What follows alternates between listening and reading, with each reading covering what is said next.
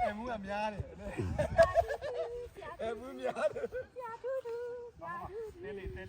တဲလေးရောက်တယ်မဝင်သေးဘူးစစ်လောက်မဆရာတို့ကတော့ကြောင်း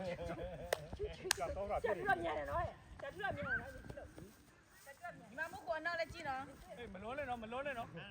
ပြီကြာပြီမလုံးနဲ့နော်